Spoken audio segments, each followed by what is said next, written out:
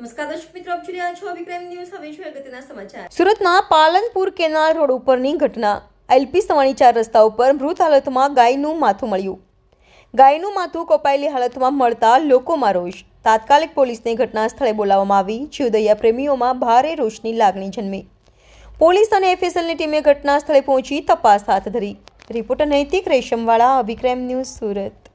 ચાલો એ કાપી લો. ચાલો. હા સાહેબ, આખી ઘટના શું થઈ?